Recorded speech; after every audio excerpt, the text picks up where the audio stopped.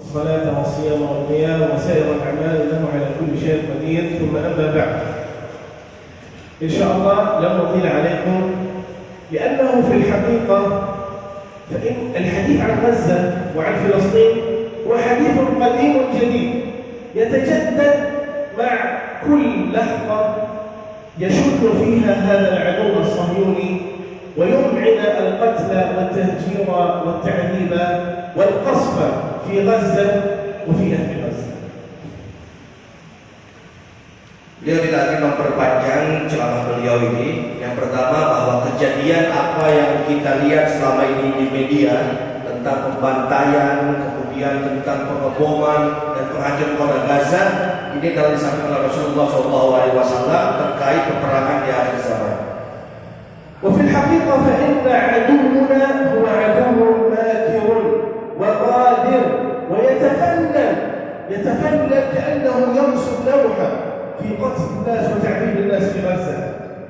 وعلى مدار 70 عاما من الاحتلال ومن الاستيطان في أراضي فلسطين كلها، هذا العدو لا يترك لحظة ولا يفوت فرصة في أن ينال من هذا الشعب المظلوم. Dan apa yang saat ini kita lihat juga di Gaza, walaupun Israel terus-terusan membombardir Gaza, menghancurkan rumah mereka, membunuh daripada anak-anak kecil kita, tapi mereka tidak pernah akan bisa merebut kemerdekaan dan keimanan hati umat Islam di Gaza. تخيلوا فقط معي عباد الله أنك تكون في بيتك، تعيش في بيت كبير وجميل مع أسرتك ومع زوجتك وأبنائك، ويأتي عليك شخص غريب لا تعرفه، تجده مسكين ضعيف، فأنت تحنو عليه وتطعمه وتأويه في بيتك وتعالجه وتوفر له كل شيء. وعندما يقوى هذا الشخص وعندما يصبح في عافية وشدة وصحة، يفتري عليك ويظلمك ويقول أن هذا بيتي ويخرجك من بيتك. ثم بعد ذلك يأتي أشخاص آخرون الذين يسمون بالأمم المتحدة ومجلس الأمن، يقولون لك أنت سترجع إلى بيتك، ولكن ستكون في غرفة واحدة فقط، أنت وزوجتك وأولادك في غرفة صغيرة، وباقي الغرفة وباقي البيت يكون لهذا الرجل. هذا ما حدث بالضبط مع أرض فلسطين. اليهود في البداية جاءوا ضعفاء، بعد ذلك تمكنوا واستمكنوا من الأرض بمساعدة الغرب، أئمة الكفر أمريكا وإسرائيل الذين يدعوا حقوق الإنسان ويدعوا الإنسانية وأنهم ينصرون المظلوم. Israel ini kalau kita umpamakan, dia seperti orang yang datang ke rumah kita. Awalnya seperti tamu, ketok pintu kita dengan baik, kemudian kita layani, disuruh masuk, ya, kita berikan minuman, kita berikan hidangan. Tahu-tahu nih tamu melunjak, merasa dirinya kuat, melunjak, akhirnya merampok itu rumah. Sama seperti dulu, Israel itu orang Yahudi, mereka hanya datang mengungsi ke Palestina. Orang Palestina husnuzon saja, akhirnya orang-orang bakal baik aja tinggal di Palestina. Tapi ternyata di murun ayam, dengan masa terganti, mereka semakin kuat, akhirnya melakukan pemberontakan. Semua tanah Palestina dijajah oleh Israel, meninggalkan satu wilayah bernama wilayah Gaza. Jadi Gaza itu mereka berada di ujung Palestina, perbatasan dengan Mesir, dan mereka diisolir. Orang Gaza tidak pernah sholat ke Masjid Aqsa, mereka diisolir. Orang-orang Palestina pun ada hidup di tepi barat. Ya, orang Palestina mereka hidup dengan orang-orang Israel, harus mengikuti aturan-aturan Israel. Tapi yang tidak mau diatur oleh Israel adalah wilayah Gaza yang saat ini dibombardir oleh zona Israel. والآن كل الدنيا اجتمعت على أهل غزة، غزة الصغيرة التي لا ترى على خريطة العالم.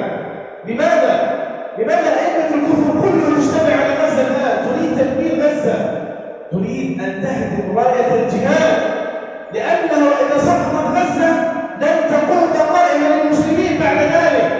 إذا سقط المسجد الأقصى لن يستعيده المسلمين بعد آلاف السنين.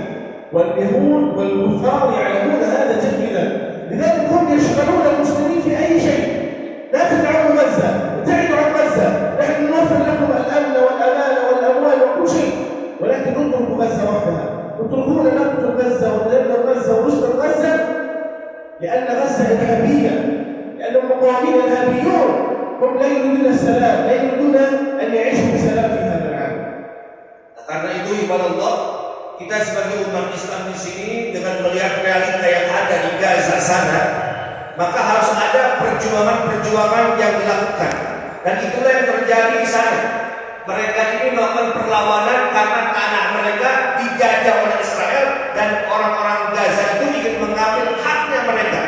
Saya mau tanya nih semua jamaah, kalau kita punya tanah kita dirampok orang, kita biarkan atau kita lawan? Kita lawan ibadah Allah. Begitu pula yang terjadi di Gaza. Kenapa mereka sampai saat ini bertahan di Gaza? Walaupun dunia semua mengatakan keluar dari Gaza, tapi mereka tetap bertahan di Gaza. Mereka lebih baik memilih mati di tanah kelahiran sendiri daripada memberikan tanah Gaza ke Israel. Allahu Akbar. وهم الآن يحاولون تهجير أهل غزة، يحاولون تفريغ قطاع غزة من الناس، لأنهم أغبياء، هم يعتقدون أن الذي يضربنا في أرض فلسطين أنها أرضنا فقط، لا، الذي يضربنا فيها دماؤنا وأرواحنا وأجسادنا وشهداؤنا ومساجدنا وعقيدتنا. المسجد الأقصى لو قتلونا جميعا سوف نظهر من تحت الأرض، سوف ننزل من السماء، سنقاتلهم ولو كنا حفاة عراة جائعين، ولن نترك أرضنا لأحد.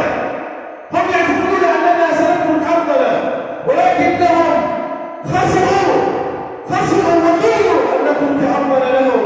لو أمتنا عن بكرة أبينا سوف يأتي أبناؤنا من بعدنا وسوف يقاتلون هذا العدو حتى يخرجوه من أرض فلسطين بإذن الله عز وجل. Program Israel saat ini setelah menggempur Gaza adalah tahjir. Tahjir itu pengusiran. Maka Israel ini memediasi beberapa negara termasuk Indonesia juga untuk menampung orang-orang Gaza ibadah Allah. Tapi itu mustahil akan dilakukan oleh umat Islam Gaza. Mereka tidak pernah akan keluar dari Gaza mati sebagai orang syahid atau menang untuk kemerdekaan Palestina ibadah Allah. Sebab kalau orang Gaza ini keluar Gaza, siapa yang akan menjaga Masjidil Aqsa? Siapa yang akan merebut kembali Masjidil Aqsa kepangkuan umat Islam ibadah Allah? Karena itu seruan beliau kepada seluruh umat Islam dunia, jangan tinggalkan Palestina sendirian, jangan tinggalkan umat Islam di Gaza sendirian. Kita harus sama-sama berjuang sampai Palestina merdeka dan Masjidil Aqsa kembali ke pangkuan kaum muslimin. Allahu Akbar. لذلك أيها الأحباب، لا تظن أنك إذا أنت ساعدت أهل غزة أنت تساعدهم فقط، لا، أنت تساعد نفسك أولا، لأننا كلنا سنسأل أمام الله عز وجل يوم القيامة ماذا قدمنا وماذا فعلنا لأهل غزة، فيجب أن نعد جوابا من هذه اللحظة لسؤال الله عز وجل. وفي الحقيقة فإن دولة إندونيسيا كانت ولا زالت هي الداعمة الأولى لقضية فلسطين، فنأمل منكم أن تكونوا دائما في هذه الكلمة وهذا النفس حتى يكتب الله عز وجل لنا ولكم أجر الجهاد هنا وأجر البعض في سبيل الله، وندخل المسجد الأقصى فاتحين ومكبرين بإذن الله عز وجل. جزاكم الله خيرا وسامحونا على الإطالة. السلام عليكم ورحمة الله وبركاته.